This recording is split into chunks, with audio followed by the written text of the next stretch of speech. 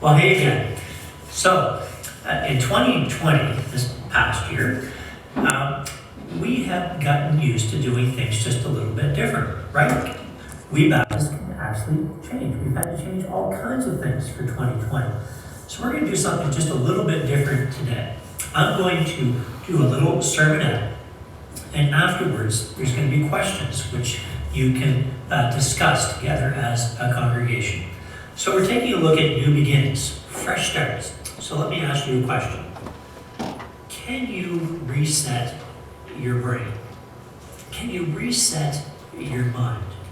And if so, how do we do that?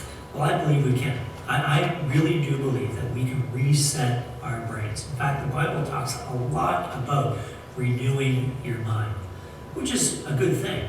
We've heard garbage in, garbage out, and there's no shortage of things that can get into our mind that really shouldn't be there.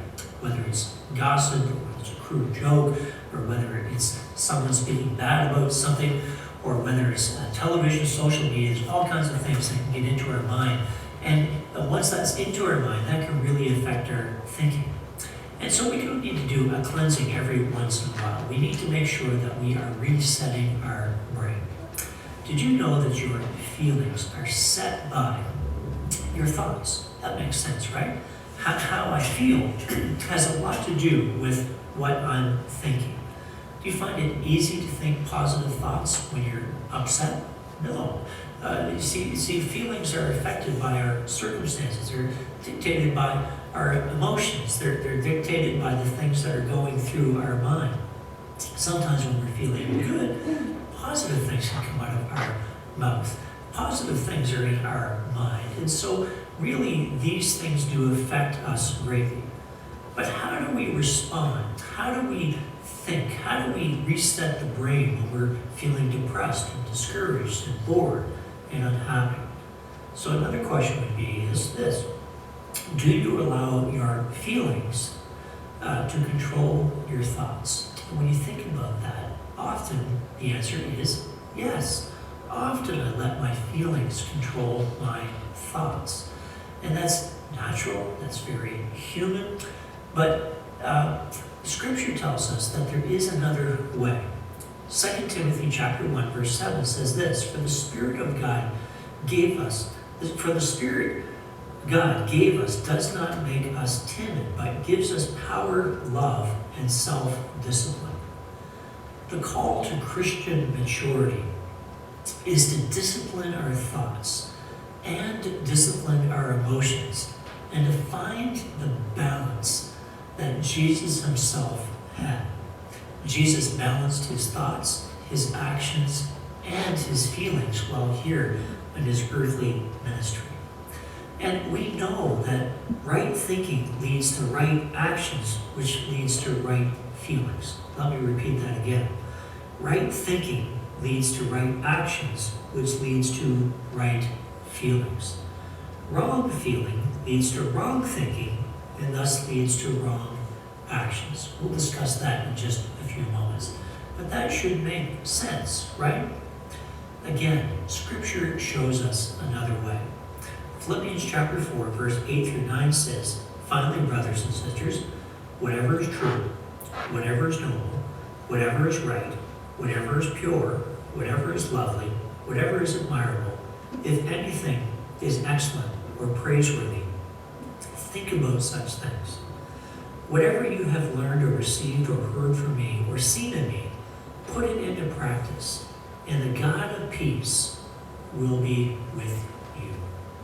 If you want to reset your brain, sometimes we need to do a personal inventory of the things that we do think or the things that come out of our mouth, and we need to fact check those against Philippians chapter 4, verses 8 through 9. Is what I'm saying, is it pure? Is it lovely? Is it admirable? Is it true? Is it noble? Is it right? All those things. This thought that I have that was planted by someone who had malintent, do I need to be thinking about this? Is it true? Is it noble? Is it pure? Is it lovely? If not, I don't want to be thinking these things. These things are not of God. So how do we do this? And we'll discuss this in just a few moments here. But one, I get started by choosing one character trait per day or per week and focus on that only.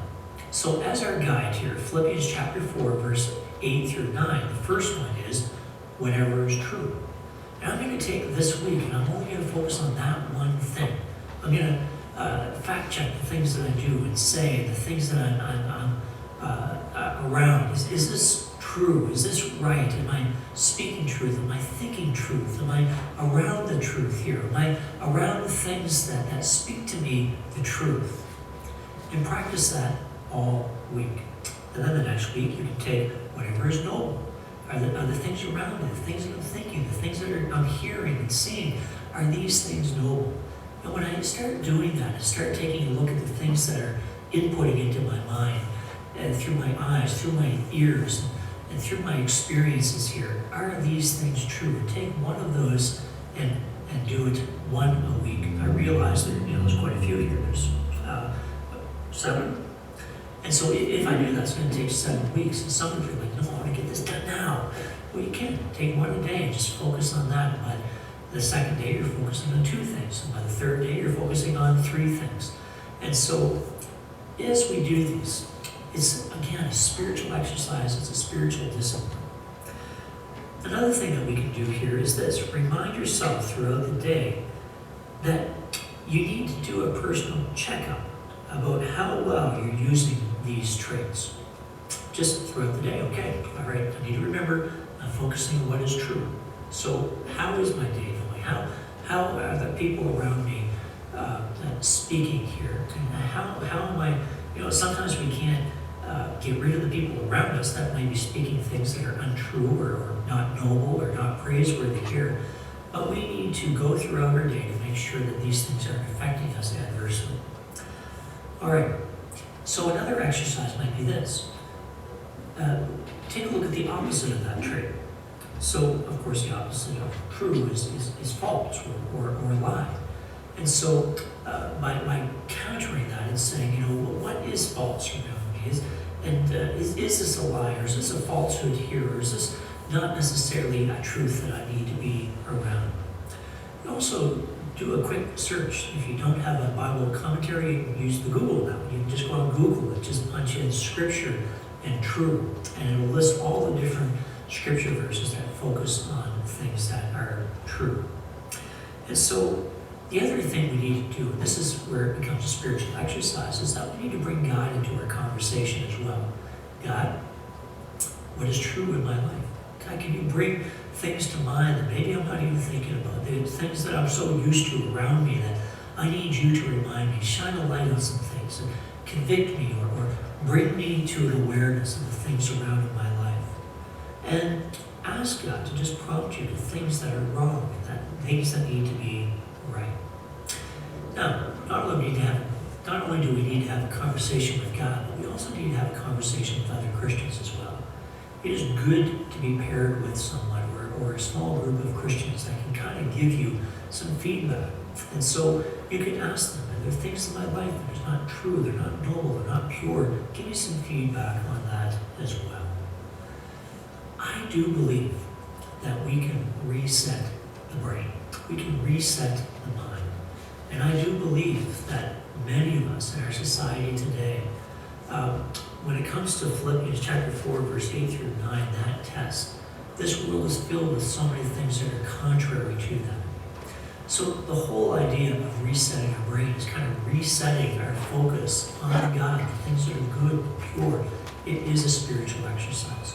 And one of those spiritual exercises and spiritual disciplines to help us do that is our times of prayer and fasting.